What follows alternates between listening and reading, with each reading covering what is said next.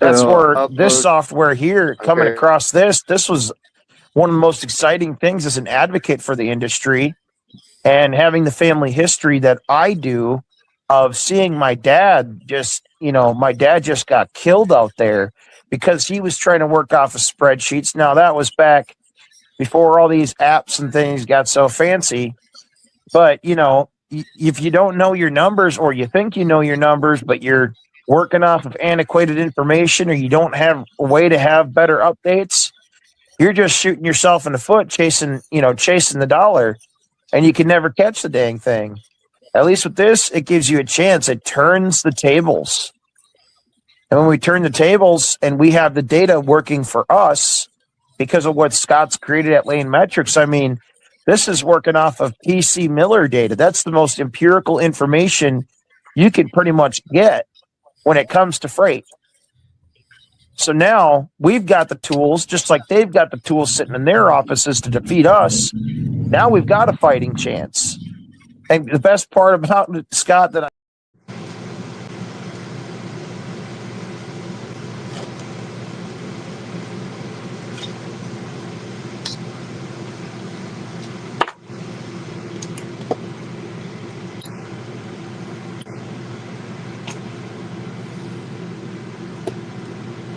there we go.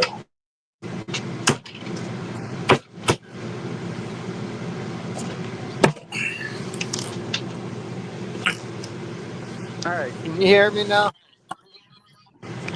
We're having technical difficulties here.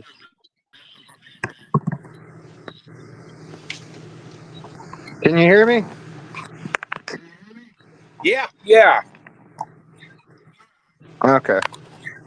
Having some technical difficulties. Jesus. And I was trying to do an intro before we started, but We're not live that didn't yet, work so just like I call me a planned. woman. We are live now. What are you talking about?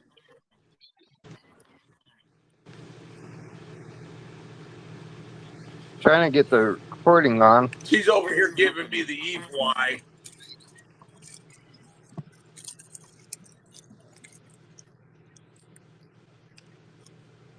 Recording in progress. Oh, okay. We're recording. All right. So tonight we got James Lamb.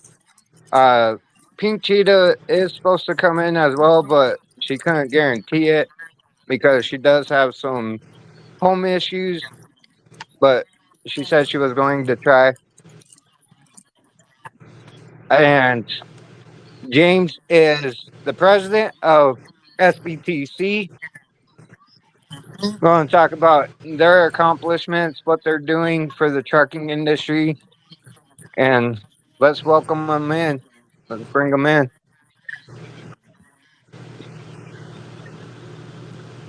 Hey, well, good evening, Chris, and all our fellow trucker advocates that are out there, all you drivers that are listening in.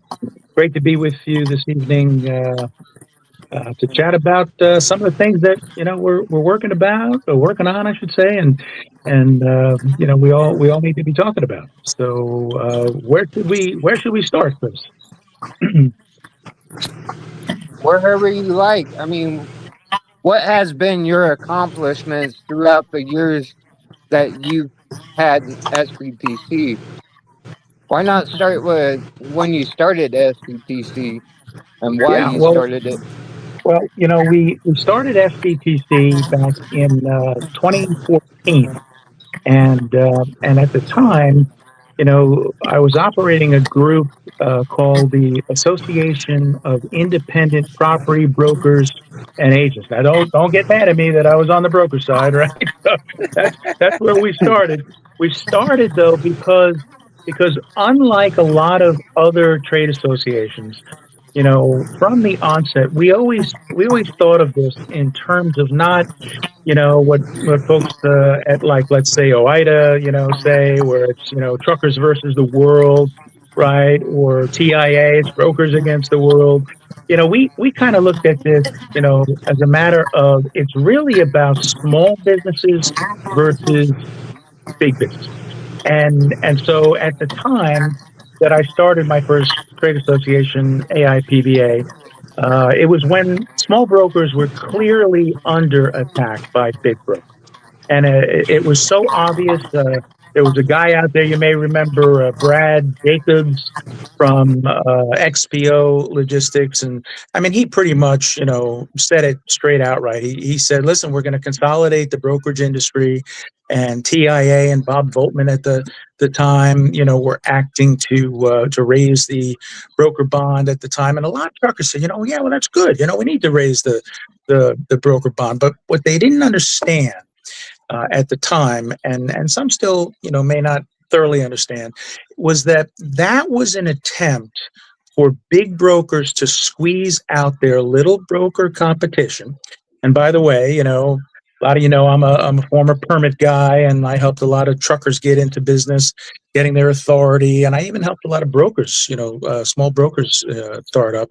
And when we had the Great Recession way back in 2008, a lot of the people that I had put into business as carriers, they came to me and they said, we're having a tough time, James. I don't know what we're going to do. How are we going to survive?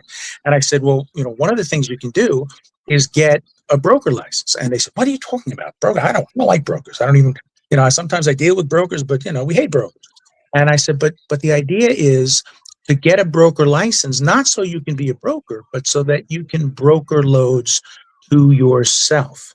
So in other words, you'd wear two hats, and instead of getting your loads from brokers and losing money, to whatever their commission or margin, is at that point, I said, why don't you wear both hats? You present yourself as the broker to the shipper, and then you turn around and you broker it to yourself. And so a lot of guys went and did that. A lot of guys became brokers secondary to being essentially independent, one-man, mom and pop, owner-operators, independent truckers. And so, I saw that we had helped a lot of people get those licenses for that purpose. And of course, we helped a lot of people get their operating authority and break away from, big carriers represented by ATA, one of your favorites, Chris. I know that. And, we basically said, well, big brokers are attacking little brokers. And the bottom line is, if you put the little brokers out of business, what's left at that point? And the answer obviously was less alternatives, opportunities, and choice. Basically, you get a big, broker, Brad Jacobs style oligopoly controlling, brokerage. So it started off as that, and we were somewhat successful from our perspective, and in not putting so many people out of business. They did put like 9,800 brokers out of business, which was like 40% of the industry at the time. But that bounced back, and that recovered, and the bond market all came back. But basically, what we did is we said, okay, in 2014, we said, you know what? We said, we're going to do two things. One, we're going to open up a new trade association. And basically, we're going to take all those small business brokers and we're going to invite them in. And then we're going to expand or widen the net, as I like to say. And we're going to invite owner-operators in, independent owner-operators, company drivers, truckers. And so we started to go down that path, and we said, we're going to have an organization that is not trucker versus broker. It's about partnerships among all the small players in the industry. And so we said, small truckers, small brokers, small shippers, anybody who's in business at a small level, you need a place that you can go to and you can, operate and do business with integrity and ultimately, work in partnership, but not get exploited as a small business cohort by big business. So we're going to represent all the small players and, attempt to prevent, bad things from coming down the pike, whether it's laws, new laws or regulations that affect small businesses in general. And of course, there's always challenges when you try to do something like that, because sometimes, you look at a policy issue and you say, well, the brokers are going to like this, the small brokers are going to like this, but the small truckers are not going to like it, and vice versa. And so, it was very challenging to try to create a group like that from the onset. We are now at 21,000 dues paying members. And so I guess we did it.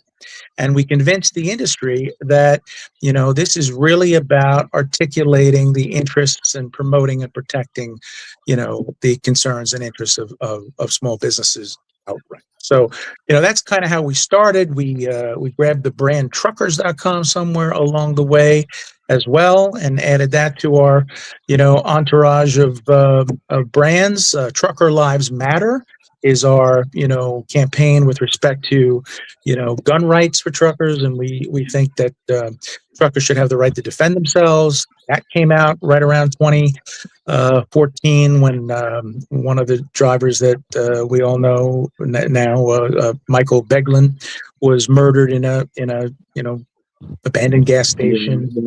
Sorry. He couldn't find safe truck parking, right? Just like Jason Rivenberg and all. And so, we've had a number of different brands along the way.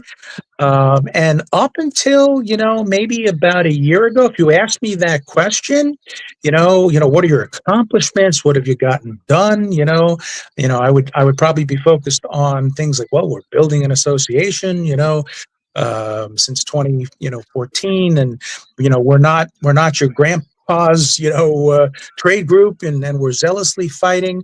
But other than trying to do things, we didn't have a heck of a lot to list on the list. Today we do. Today we have a lot of things to list, and I'm going to list them for you. And if you go into some of the trucking media publications like The Trucker, you'll see that as of at the end of the last administration, when Secretary Pete was around November or December of 2024, we point blank said, listen, speed limiters, you can't do it. Yeah. It's illegal. And, we're going to sue you if you try to do it. And here's why. Congress took back, the authority for Congress to regulate, speed, and they gave it back to the states. And so we have a clear-cut legal case against you, Secretary Pete, and, please don't make us have to sue you, but we will if we have to. Trucker picked up the story, and ultimately, the minute that Trump was back and Secretary Duffy's in place, first thing they do, they kill speed limiter. And we'd like to think that we had a significant role in making that case. Other groups did too. You can't discount a lot of the things that OIDA does, and some of these other groups as well. But we actually went full force, and we said we are going to sue you, and that worked. And then a couple of weeks later, we resuscitated the issue of English language proficiency. Now that is clearly the issue of the year for last year. Right, for 2025, Overdrive, I think in 2024 said freight broker transparency, was the issue of the year for that year. And we'll get to that in just a moment. But for 2025, it was clearly English language proficiency, non-domicile, and ultimately the states giving out CDLs to illegal immigrants who have no business having a CDL, right? So that issue we took on, but we were working on that issue during the Biden administration way back in 2022 when we first started that. And man, we went after FMCSA, and we went after, Secretary Pete, and we brought up the old 2002 Inspector General report that said that the states should be made to test the CDL applicants by FMCSA as a matter of policy and regulation for English language proficiency. So at 2022 mark, it had already been 20 years, and they never did it. And they did it a little bit with respect to skills testing, right? But not knowledge testing. And so we picked up that torch back then. No one would listen to us. We put in a request for an advisory opinion. We put in a exemption application. We did a petition for rulemaking. Everything that we did, FMCSA shot us down. We went to the Inspector General themselves, and we said, you guys said this, and we're asking you 20 years later to enforce your own audit report. right? CDL standards, audit report, May of 2002. And they said, nope, we're not gonna do it. And then we put in a Freedom of Information request, and it turned out they were lying. They weren't not going to do it. They weren't going to do it that week, that year. But somebody leaked something to us that they weren't supposed to leak, and they said they were going to put it on the 5-year plan. Now, we didn't like that, but at least that's different from there's no basis to your complaint, and we're not going to do anything, right? And so, lo and behold, last year, guess what? Inspector General is auditing FMCSA on that very issue. And in the meantime, so many other things have happened. We wrote Connor's Law. We sent it to every member of Congress, and Congressman Dave Taylor, right out of Ohio, he called us. He said, "You still looking for a sponsor?" And we said, "Yes, sir, we are." And we sent it over to him, and he picked it up, and he revised it a little bit, and he sent it to Transportation and Infrastructure Committee, T&I, and ultimately they came up with a final draft, and that was one of 2 proposals we had sent to him, and it was zeroed in on if you catch someone after the fact, after they've gotten their CDL on the road, who does not speak English, you got to put them out of service. And by then, we had found out about the Obama era MC memo, right, from 2016, where they said stand down on putting people out of service. That's insane. You stop a guy, he doesn't speak English, it's in violation of 391.11 of the federal regulations. Give him a ticket and just send him on his way, the Obama administration told FMCSA to do. And that's what they did. Until we brought up that memo to Secretary Duffy and Larry Minor at FMCSA at the time. We said, "You guys still following this? Like, this is from 2016. It's almost, at the time, almost 10 years. And we said, surely that can't still be your policy." Lo and behold, Secretary goes to the president. The president issues his own executive order, and he directs Secretary Duffy to get rid of that memo. And they reversed it. And then you see our bill get sponsored and introduced in the House, Connor's Law. And even though it doesn't include the first part about, making the states test for English, we kept pushing. And lo and behold, another bill pops up. And then it covers that particular issue in the Senate, and Dave Taylor picks it up in the House. So we got both parts of Connor's Law that we wanted, just under different bill names. And now there's so many sponsors in the House. There's sponsors, of Connor's Law in the Senate. And the breaking news as of a month or so ago is that Dave Taylor got it attached, Connor's Law, to Delilah's Law, and that's the big one, right? Since the State of the Union address, the president calling for that, right? Targeting illegal immigrants, they're getting these CDLs. And now it's one big, beautiful Connor's Law package, as the president, I guess, would say, and we have a picture on our social media. I don't know who wrote the pic, who created the picture. They contacted me at one point, but what a beautiful piece of work. It's a picture of a young man and a young girl holding hands. It's Connor and it's Delilah, and they're holding hands as they're walking towards the Capitol, because now it's one law. Now it's one bill, and it's passed the House, and it's now on its way to the House floor as soon as they figure what they're doing with Iran, I guess. Then it'll come to a House vote, and then it goes to the Senate. And hopefully, it will go to the president, and it will become law. And all aspects of our original draft then will become law. So, we're very excited about that. We think that's an accomplishment. And I'll tell you, Chris, I've written as a trade group executive going back 16 years now with 2 different trade associations. I've written something like a dozen bills. None of them have ever gotten introduced, let alone passed through committee. 97% or something crazy like that the bills that get introduced never make it out of committee. They die in committee, right? You all remember the I'm Just a Bill, right? For those of you who are my age, right? From Schoolhouse Rock, right? You know, that's kind of the whole thing.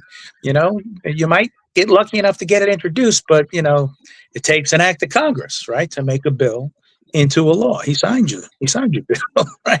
So, you know, to be able to get this far on this one, you know, bill is, you know, an accomplishment to us, because, you know, it takes a lot to just even get one member of Congress to pick up, you know, your proposal and make it a bill. So, you know, we're excited about that. On the freight broker transparency fight, you know, we started that back when May Day was going on back in 2020, you know, when people were outside the White House and, you know, they were screaming at the president, and rates were like 54 cents a mile for, you know, an independent trucker and a carrier. That's how bad it was. You know, COVID had hit, but then we figured out what was going on, that there was some price gouging going on and price fixing and all sorts of stuff by what I call the cartel. And, you know, so we took the matter to the antitrust division of the Department of Justice. The president then wound up, you know, with the help of a lot of trucker advocates that were on the scene that day, you know, who got the president's attention, and they got Meadows' attention and Bill Barr and all.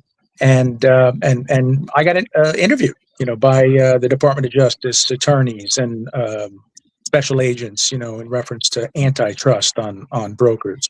And I don't know what's going on with that. It's still in progress, because those guys never tell you. Those investigations can take, you know, many, many, many years. But I can tell you that, you know, everything from that point forward started to change in our favor. And after we asked for strengthening of broker transparency, so that these waivers that these big brokers put in their contracts to make you, you know, to deny you your transparency rights, you know, after we asked for strengthened transparency, a little less than 2 weeks later, OIDA did the same thing. And, you know, maybe they were going to do it anyway. Maybe they copied us. They added some extra stuff in there that we now, you know, agree with. So regardless of, you know, whose idea it was and all that, you know, there's two trade associations that have been fighting for 6 years to make big brokers, you know, and all brokers for that matter, accountable and ultimately to be transparent and not be able to waive or coerce you to waive your rights as a condition to do business and get loads, because that, in our opinion, is a violation of the law called evasion of regulation. And it also, we believe, violates antitrust law in terms of what's called unreasonable restraint of trade. So we made those arguments. And finally, after 3 years in 2023, FMCSA said, yep, we're going to approve SBTC's petition for strengthening transparency. Yep, we're going to approve OIDA's. We're going to combine them into one docket since they're the same issue. And then they got another one from TIA, right, on behalf of brokers, and TIA had argued, let's just, you know, repeal the thing outright and get rid of transparency. And FMCSA said, no, we're not going to do that. We're moving forward with strengthening transparency. We're not going to dump it after 75 years of conventional ICC, FMCSA wisdom. So that's a victory, right? We beat them on that, and we got our rulemaking approved. Took them, unfortunately, another year and a half before they actually started that process in November of 2024, and they put out something, didn't do what we and OIDA asked, which was namely target the waivers of the 371.3 rights. They came up with something else, and they said, well, instead of it being a right, we're going to call it a duty of a broker to give transparency. But there really wasn't much teeth there. We did a big campaign, you know, for people to write in and comment. 7,000 people wrote in. There were so many people at the end of the comment period writing in still that at the recommendation of, I believe it was Mike Boston from NOAA, he said, James, why don't you ask them to extend the comment period? I said, Mike, that's a great idea. I think we're going to do that. And we did, and they approved it, and more comments came in. And then something weird happened. And that is, as we were winning, TIA, who was losing, goes to the Small Business Administration and makes an argument at their roundtable discussion that brokers, specifically small business brokers that they purportedly represent, these are the guys that represent TQL and, C.H. Robinson, multi-billion-dollar brokers. But no, they told SBA, we represent the small brokers, and small brokers don't want this. It's not fair for the small brokers. That wasn't the case. You know who the small brokers are with? Sbtc. You know how I know? Because I used to be the president of the Small Brokers Association, AIPBA. So it was all nonsense. And so somehow they convinced the Office of Advocacy at SBA to ask the secretary to do a do-over on the rulemaking. Stop what you're doing. Redo it. And let's do something called negotiated rulemaking, where everybody sits down at a table and they have coffee, and rather than it be a one-sided thing like what we had going in that rulemaking, at least to a certain degree, and hopefully we were going to get more as a result of the comments. They said, no, you guys should both sit down. TIA and SBTC and OIDA, negotiate, you compromise, you come up with something, you can all live with.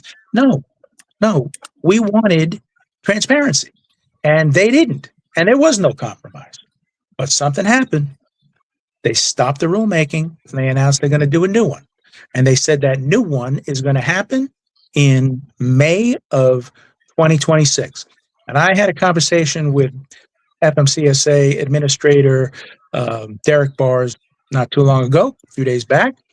And I said, Mr. Bars, got a lot of people who are saying it's May. They've been waiting for 6 years, sir, about transparency and rulemaking. And we were almost there, and then it got scrapped. And now we're supposed to be, according to the unified agenda, you're supposed to be doing it in May. Mr. Bars, please tell me you're gonna do it in May, so I can go back to them and tell them all. And he said, yes, James, we are. Now, what's the nature of this? I have no idea. It's as good of a guess. Your guess is as good of a guess as mine. But what I do know is that in September, when it was, Truck Driver Appreciation Week, Secretary Duffy was out in the field, and this is on Twitter, and it's on our Twitter as a repost a couple of days ago at the SBTC. And you know what he posted? A video of him talking to this trucker, and he says to the trucker, what's the big issues? And the trucker says, you know what the biggest issue is, Mr. Secretary? It's broker transparency. It's what we really need you to address. We really need help with this, and we need you to be on our side. And you know what the secretary said? He said, USDOT is absolutely going to make brokers be upfront with independent truckers and carriers. So that tweet alone, we're reminding him that he said this because a lot of things can happen in the bureaucracy. He's running the show. Bars is running the show. We told them both. I even emailed them a couple of days ago. Don't forget you said this, because the truckers have not forgotten. Please, when this comes out, this needs to not be a watered down version. It needs to not be compromised. It needs to be better than it was in November of 2024. Please make this be what we've all been waiting for, and that is actual broker transparency, strengthening of the rule. And they also know that about a month ago, we sent out a letter again to every single member of Congress, and we presented our new bill for broker transparency just as a failsafe in case this doesn't go well at FMCSA. We're saying maybe this really should be above their head and it should go to Congress directly. And so the Transportation Intermediaries Accountability Act of 2026 is out there for you to download. And by the way, the acronym for that bill is the TIA, which is not anything TIA, the trade association, is going to like, right? So that's kind of a tongue in cheek. I got to have some fun in this whole thing. So I called it the TIA Act against TIA, right?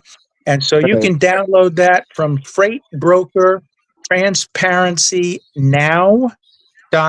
Freight Broker Transparency Now.com. It goes right to a PDF, and you can see the letter to Congress.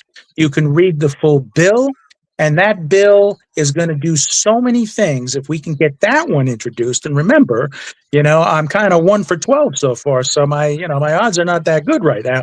So we really need help from everybody that's out there to push this bill. What this bill does is a whole bunch of things. First of all, it takes the broker transparency rule and it makes it a law. It actually makes it a law that no one can waive, no one can give exemptions, from.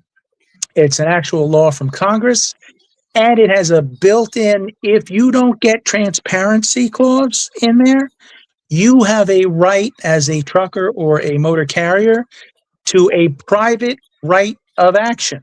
And if Dakota comes in and she starts to talk about how she pursued a private right of action with respect to a complaint under a different statute against TQL on broker transparency, it's the same kind of thing, except it's intended to be direct about broker transparency. You don't have to go look and find this statute somewhere that's hidden in 49, Title 49. This one's going to be right there for you to see. And you can then sue if you don't get transparency under that private right of action. It takes the broker bond. Now, remember, I'm the guy who used to say, we wanted to keep the bond low and reasonable, maybe raise it a little bit for inflation, but not too high, so that you put all the small brokers out of business, and then the truckers have to go to TQL because they don't have Joe's brokerage to go to anymore, right? So we started with that, but we're not on that path anymore. You know what we're actually talking about doing? We're talking about leave the bond the way it is for new companies that start up. We'll leave it at 75,000. So many years have gone by that inflation as it is, it probably should be 75,000 under our old theory, right? So leave it at 75,000. But you know what we need to do? We need to tie the bond to the revenues of the broker that we're dealing with. Why should you, Chris? I can't remember if you were the guy who had the brokerage, or if it was Mike Johnson, or one of you guys recently. Was you, right? So you go, right? You get a broker license and bond, and you got to be bonded at 75,000. You've got to be brokered or bonded at the same level as $9 billion a year TQL. Are you kidding me? How does that protect carriers' money, right? So we're saying it should be slated, and it should be based on your revenues. Now, brokers are not going to like that, because then they got to tell people how much they're making, right? And boy, how much they're making, is that an issue? And don't get me started on Ken Adamo, because you guys, what's going on this week, regarding that guy and DAT and his alleged 12% broker margins, when Pink Cheetah says she got a document that says TQL kept 40%, right? So, there's a whole bunch of things that are built in. Sorry? 46%. Yeah, well, I mean, I think when we did the math after we got the documents from FMCSA on a FOIA, I think instead of I think the figure was 44 from what I remember, and I think it had to do with there was a lumper involved. I don't know, but it's at least over 40%. We'll say it's 40% or more. And so that's not 12%, Mr. Adamo, and that's not 16%, Mr. Voltman from 2020. So what this bill does is it requires the broker to disclose his commission to his shipper client up front. and has to be agreed upon and declared, and can't be changed along the way. And there's no more double dipping where the broker negotiates with the shipper and gets a certain amount out of them, and then a certain amount out of the carrier. If their commission is 14%, that's all they're entitled to. And anything else that they collect that they don't give over to the truck beyond that 14%, they're stealing, and it's fraud. And we wouldn't want fraud, right, TIA? So hopefully, maybe TIA will, take a look at this. I don't know. But, that's basically what, this is all about. And what we're trying to do there is we're trying to say, look, what's going on in the brokerage industry is that brokers are not really brokers, because what they're doing is they're buying and selling freight. They're flipping freight. You know what freight brokers are like? Real estate investors. The guys that go and buy a house low and they fix it up a little bit. Yeah, and then they flip it. They sell it high, right? That's what they're doing. It's called arbitrage. And in this instance, it's service arbitrage. And so, we're saying that in this bill and in this letter to Congress. And, we're basically saying, that's got to stop, because every other broker in America, whether you're a real estate broker or stock broker or an insurance broker, your client knows how much your service costs from the onset, and they agree to it. It's not this, finagling, and you get whatever you wind up getting from buying and selling. They got to make a decision here. Either we keep calling these people brokers and we hold them accountable to being actual full-fledged brokers that charge their client a commission, or we say they're not brokers, in which case open the market to everybody. You don't need a license and bond at all, and it's buyer beware. And in that case, it's open to any investor who wants to buy and sell freight. But we don't want that, because we want carriers' money to be protected. We want the licensing and bonding scheme in place. We just want freight brokers to act and behave like every other type of broker, third-party intermediary in the country. And one more thing that I'll leave you with, and then I'll be happy to chat about any of this stuff and answer any questions anybody has. But the current situation legally is that many of you know that we are suing the FMCSA over privacy rights for truckers in terms of release of your personally identifiable information, your social security numbers, to a best thing I can do is call it an enterprise, because we're headed down the RICO track, and that phrase keeps coming up. The Unified Carrier Registration Plan. And that board is supposed to be, under the law, the UCR Act, a part of the US DOT. It's in 49 USC 13908. And so we filed a lawsuit because they're letting these guys run rampant and rogue, and they're making you pay for their legal expenses. They're raising your fee for 2027 so they can have another $250,000 in legal defense slush fund money. And you know what? They need the money because they keep getting themselves in legal trouble, and they need to defend themselves. They keep doing violations of law, like the Sunshine Act, where they didn't follow the open meetings law, and the judge slapped them for that. And they've gone and tried to take, through personal vendettas, people's domains away that they've had for like 15 years. And, they take it away through what's called a UDRP ICANN proceeding. And they claim that their trademark, is the reason for it. Their trademark is illegal because the law says they were supposed to be made legal by a regulation, and that never happened. And so the whole trademark is illegal. And so they keep spending this money on these frivolous legal battles as they're trying to hurt people that are trying to serve small truckers who don't have in-house compliance departments. And ultimately, in that one case, they lost. The company, the permitting service, got to keep their domain, and they were slapped upside the head, and it was called a bad faith complaint, and it was in abuse of the administrative proceeding. And then they had to pay the permitting service for their legal expenses to go through all this nonsense. And guess who's paying for that? If they have their way, it's you. So we recently went and looked at the rulemaking docket. Not a heck of a lot of comments protesting this 20% fee hike that they're trying to do for 2027 on all you guys. After 25% the last time in 2024 for the last 2 years.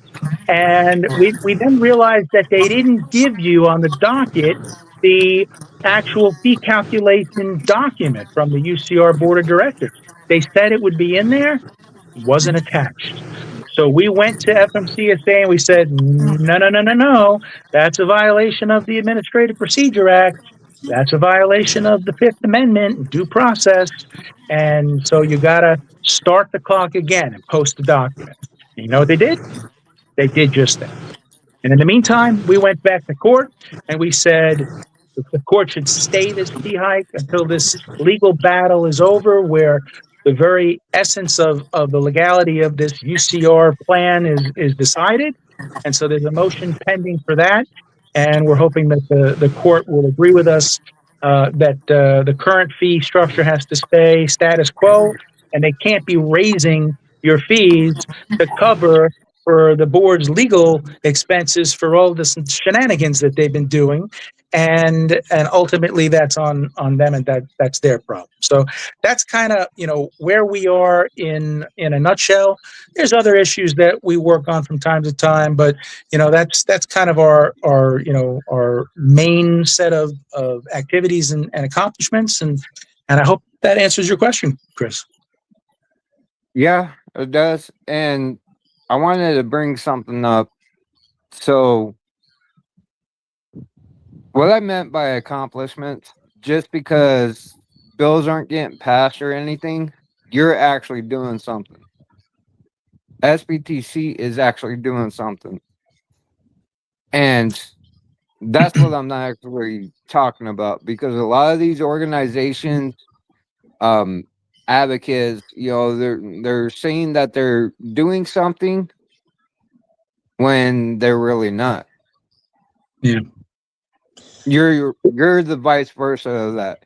And that's exactly what I'm even forming with Ignacio, Mike, Jane, and quite a few others. Best of One, Truckers for Truckers magazine. We're building something on the background to help you guys and the other associations that are actually doing something, because I've even seen movement from TMJ, Billy Randall. They actually, how do I put it? They show action behind their words. They put the footwork in. They put the action into the words. And with what we're building, it's going to help you guys push that even farther. That's all I could say right now on what I'm doing right now. You kind of know what I'm talking about, James. We've talked in the background. Yeah, and we appreciate that, Chris. And what's really good to see right now is that there's a lot of people that are coming together, and without having these issues addressed across the board by trade associations and by groups on, let's just say, Facebook, right? Maybe they're not formal, entities, and they're not formal, but there's advocacy groups that are on Facebook. And then there's individual trucker advocates, like all these people that now, we've come to become familiar with, on We the Truckers. And I got to tell you that, the momentum is building, and the more people, join up with this coalition, the better it is, because not one group whether you're a trade association like SBTC or a little bigger, than us, the mother of all trade associations for truckers, OIDA, whether you like them or don't like them, or like us or don't like us, whatever, not one group can do this. And the fact that that FMCSA put this broker transparency petition under one docket, as much as historically SBTC has not been very fond of, OIDA, and I'm sure they feel the same way, they kind of put us in the sandbox together, and they forced us to fight together for you. And the next thing that comes after that is all these other groups that have come, on board along the way. This is a 6-year fight, for this. And I've been talking about freight broker transparency since, my permitting days. That goes back to 2006, 2007. So this is a 20-year fight for me.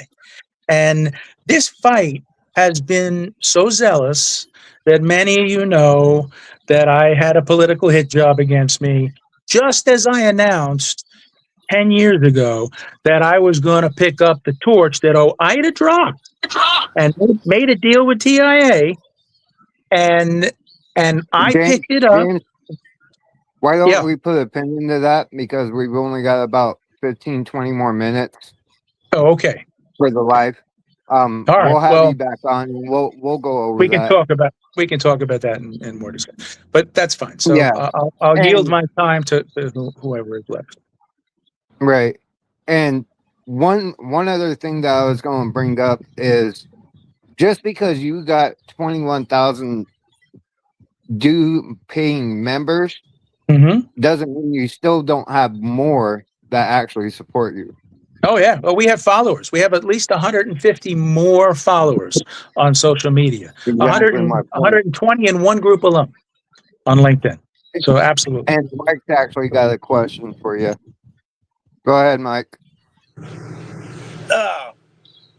The one thing that I'd like to see about broker transparency, and I want your thoughts on it, is, okay, the broker gets a load from the shipper. The contract says X amount of dollars a mile, X amount of cents fuel surcharge, X amount of dollars for stop pay, or TARP pay, whatever the extras are. Now, the brokers combined all of this into one ball, and they take their percentage off the top. Yeah. Okay. I think that it needs to be changed to where the broker can only have the shipping fee, none of the fuel surcharge, because they're not buying fuel for a truck. And 2, they're not the one out there doing the labor, fighting traffic for 3, 4, 5 stops, or 110-degree weather out there slinging tarps over a load. And I've had a lot of brokers kick back and, that's part of my money. No, it ain't your money. So, I mean, if all that stuff listed out on the broker transparency and the broker's still taking some of that, how is that going to affect everything with your bill that you guys have out? Well, regardless of whether it's strengthening transaction or transparency as a matter of regulation or the new law, what's important is that what you're talking about is access to these documents. Now, the issue is access when? Access before or access after? And we all know there's a guy that's out there that, says transparency should be before, and that's a topic of another, show, I guess. But the problem is that what most brokers do is they throw that figure at you and you say, what about fuel surcharge? And they pull that old Prego Ragu commercial, right? It's in there, right? That's what they say. Yeah. So you should have a right at some point to know whether or not it was in there, and whether or not, that there was something separate that you should have gotten the whole thing for. And what we have, the best thing I can say in the limited amount of time that we have is that from our perspective, the phrase we use is broker transparency is not about what you made on your last load. It's about what you're going to make on your next load. Because once you have the documents from a broker and you see what they did to you, then that's when you get to police what happens next. You get to either negotiate better and say, no, no, no, no, fool me once, shame on me, fool me twice, not gonna happen, pal. You get to have that negotiating power, and you also have the power to just walk away from that broker and never talk to them again and tell the story to the next broker and say, I'm Okay, going to do a so load with you and we're going to go through this. And I hope to God that I don't find out the same about you that I just found out about broker X. right. So basically, what you're saying is keep it the way it is, and then after the deal, you get the transparency thing, and then if you get a load from them again, you can use that against them on their next load. Is that what you're saying? What I'm basically saying is that the transparency has to kick in after you have been made a party to the load. Right. And that doesn't happen until, the rate con is out there, the contract's in place, and you're bound. And then you have rights. Otherwise, these wet dreams that are out there that, shippers are gonna, waive their rights to confidentiality and not hold the broker accountable to confidentiality and just start telling everybody that the broker makes an offer to all their information. That's just never going to happen. TIA is never going to let that happen. Right. FMCSA is not going to do it, and Congress is not. Right. Yeah. Okay. I got one more question for you now. Let somebody else have it. Yeah. Hang on. I forgot what the heck I was going to say now. That's all right. There's a lot of things we're throwing out at you. No worries. I can't think of it. Let somebody else go. I'll think of it in a minute. Fair enough, sir. Nice meeting you, James. Yeah, finally, right? Yeah. Oh, wait a minute. Here's Jane. Oh, hi, Jane. She was telling me, no. You needed to see her. Okay. Oh, I know what it was. What about these clauses that these brokers are throwing in there that aren't allowed? Is that something that's in there in bold letters saying that they're going to, if they can't do it, there's going to be fines or something like that? Or how is that part going to be handled? Yeah, that's in the bill that we hope becomes law, and it specifically declares those waivers as being evasion of regulation. It specifically has that language in there, and it says those are disallowed by future law, and you can't do that because it's multiple things. It's not only coercion, in terms of withholding the loads and retaliation and evasion of regulation, but it's unreasonable restraint to trade. So it's all in the bill, just like Ragu and Prego would say. Right? Okay. Fair enough. All righty. Well, I appreciate your answers, James. Thank you so much, and I think you had my answers, so we're good. Yeah, and we are fighting that issue still in the rulemaking. So when the time comes and they open up the rule sometime the comment period sometime this month, we're going to invite you and all drivers to say, look, the whole point of this was to stop those waivers. That's what SBTC first said, May 6th of 2020. 2 weeks later, OIDA said it. It's been 6 years. You tried to do some nonsense rule that didn't address it. This time you got to address it. That's what we all have to say. Yes. Well, when you find out when that is, smoking mirror. Send us the information, and we'll attach it to our website, wethetruckers.com, and we'll also we'll put up some posts on our Facebook, our TikTok, our Instagram, and all them other places, and we'll help you get that word out for where they need to go to leave comments and everything when they open up the comment section. That's something that we're going to have to get the word out really, really good on. Thank you. I don't know what state you're in, but you're going to hear me screaming from the top of my lungs from Florida when that happens. So don't worry. You'll get. I've been hearing you live in Florida. I am. I've been hearing you shout for over 3 years now, James. You've been hearing what? What was that, Chris?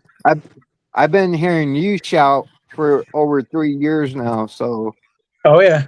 exactly why I follow you and support you. Thank you, But sir. Mike, I kept muting your mic because you're getting feedback coming through your mic. I wonder what from. There ain't nothing on in here. I don't know. But that's what all that static and everything was earlier. But you got anything, Ignacio, before I Yeah, keep going? yeah. Yes, how you doing, James? Thank you for your hard work and sacrifice. Yes, sir. Uh, it doesn't go unnoticed. We really appreciate your fight, and even though we're not as big out here, and you might not even know us, but we're with you, and we do appreciate your fight. Uh, the other thing that, as I hear you explain your passion and your fight, it reminds me a lot of the crash of 2008 on the in the real estate industry. Yeah. Remember, when so many people lost their homes, and I remember going through a real estate class before the crash, and then I went back after the crash and took classes and passed my test. But what I did notice was the ethical book had changed. If I was to guess, it went from maybe 100 pages to like 400 or 500 pages, just about disclosure, transparency, and accountability. It was about ethics, right? Because a lot of this uh, realtors, they lied, right? And they didn't disclose the loans, and there was a lot of balloon payments on there where it was to a point where they couldn't afford it no more. So many people lost their homes and their investment. So have you ever related the trucking industry to the real estate market? Because it seems very, very similar as I continue to hear you.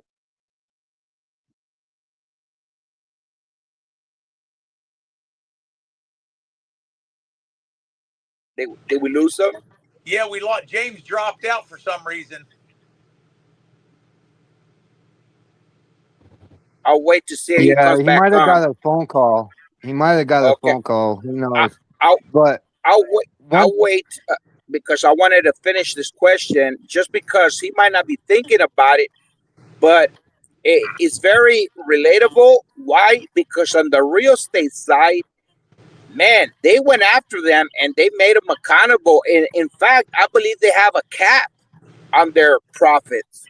So I wanted to throw this at him because if he hasn't compared the industries and how they changed after that recession, maybe it's a good idea to let him investigate to see how he can uh, compare them and maybe get some power from that, because the government didn't force them, cap them, and made them accountable. And that's something that in the trucking industry haven't seen. They've been over regulating us, but they haven't been even keeping the other groups accountable and ethical. So that's why it's important to me to hear from him. right. And one other thing that I wanted to bring up is, you know, everything that, and I wish James was in here, but everything that Duffy and Bars has been doing, I really see it as a smoking mirror, a smoke screen, just like it has been for the last, what, 40 years, if not longer. It's actually been longer. But my whole point is, with what we're doing right now, it's making them do that, and we got to keep the pressure up and get the public involved, just like they've been getting involved. Exactly why they're doing these smoke screens again. All right, we keep the pressure up and force the accountability on them. That's exactly why you see transparency, accountability, education on this live. we are going to be the ones to push.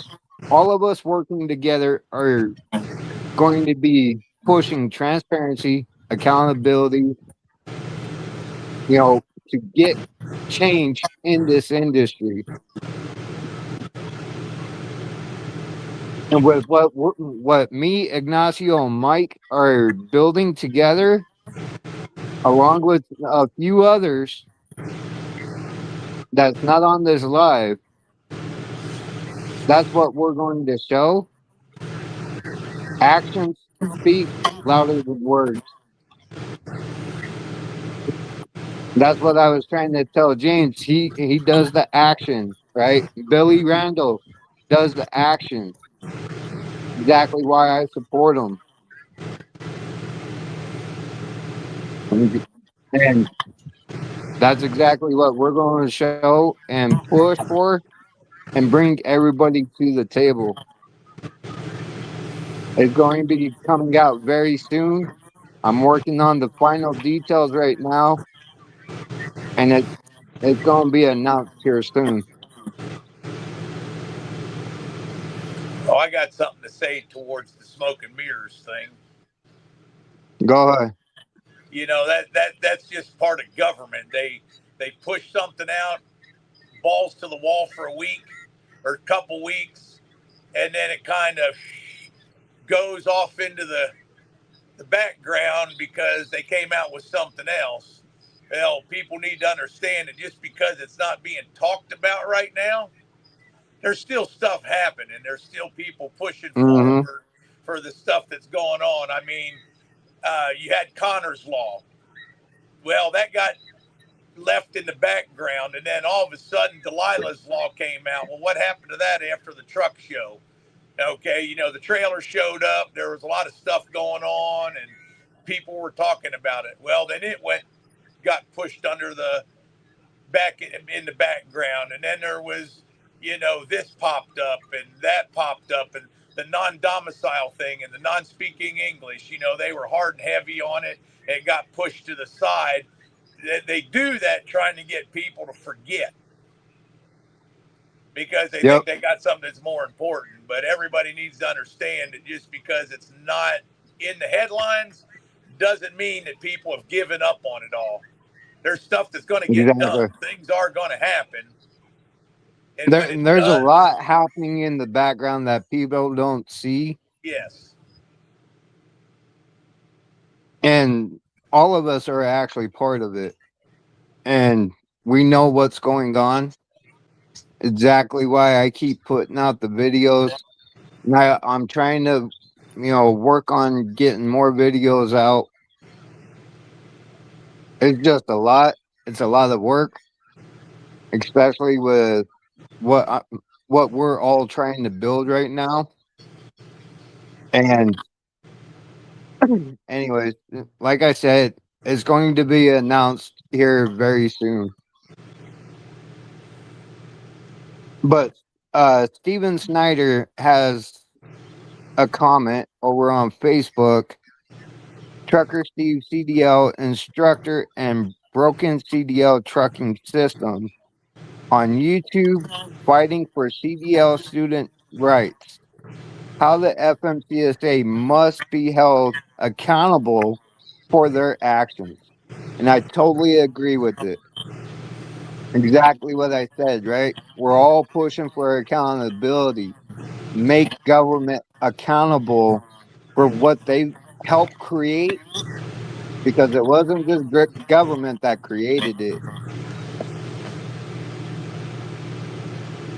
Well, they really ain't schools anymore teaching people how to drive a truck and get their CDL. They're basically they're basically a puppy mill. Push them in, push them out, push them in, push them out. That's as fast as we can get her done. We want to make that and we're coming up with ideas on how to fix that as well. We've already been working on it. A group of us. You know, there's still some good trucking schools out there, but trucking schools are like truck drivers, the police, everything else. The bad ones make everybody else look bad, even though there's a lot of good out there in every industry. There's a lot of good people. It's the bad ones that make everybody look like crap. Yep. And one thing that I will add, it's all been created that way by design. But it doesn't look like James is going to be able to join us again, and we're already a little bit over time. So we're going to close out. Everybody have a good night. Be safe out there, and always, always safety first. You guys enjoy your families. Be safe. Have a good night. Thank you. Good night, guys. Nice seeing you guys. Appreciate Yep. everybody that was on here watching and listening, and keep coming back every week for more. Yeah, we're on every Saturday, 4 o'clock Pacific time, 5 o'clock Mountain Standard, 6 Central, and 7 o'clock Eastern. And we will have James Lamb on again here soon. Hopefully I could get Pink Cheetah to where she's not busy and get her in here and talk about her whole broker transparency that she got enforced with from FMCSA with TQL. But everyone have a good night and be safe. Thank you. Good night.